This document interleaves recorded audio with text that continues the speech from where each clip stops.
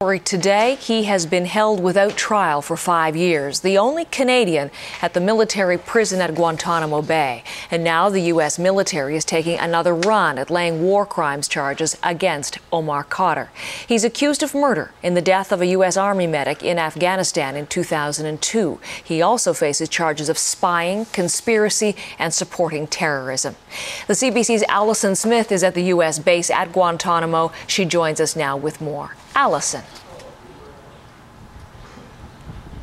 Heather, among the more than 300 detainees who remain here at Guantanamo, only 4 have ever been charged.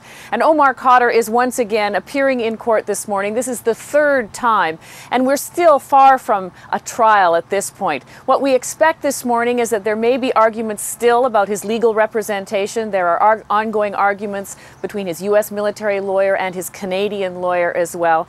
You may remember as well that the last time he appeared here, the case was thrown out by the judge. The judge said he didn't think he had the jurisdiction to determine whether or not Omar Khadr was what is called an unlawful enemy combatant. And that's a necessary determination before this case can proceed any further.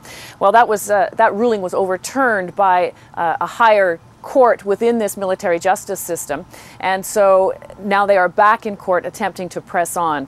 What I do know from an email that I received from Khadr's lawyer last night, that he in fact has not been able to meet with his client so far. That didn't happen yesterday, and so he's expecting to meet with him this morning before the proceedings begin in the courthouse up on the hill behind me, and so we're still not exactly sure what time that will begin.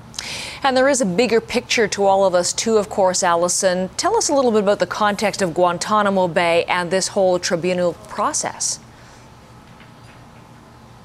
Well, as you know, Heather, this is a highly controversial legal process. It is something extraordinary. This is not the traditional U.S. justice system. This is not the traditional military justice system. This is a system of military commissions set up by under the executive order of President George Bush to try the detainees here at Guantanamo Bay. The Supreme Court has yet to rule on some of the legal issues that are fundamental to this process and to this place. And as well, President Bush has said several times, as have others in the Bush administration, that they want to see the facilities here at Guantanamo closed. Yesterday, our military escorts here took us on a tour of a new tent city. They're erecting a new courthouse, and they've built this massive tent city to house the lawyers and other officials and journalists as well that will be here, presumably to cover trials if and when they occur.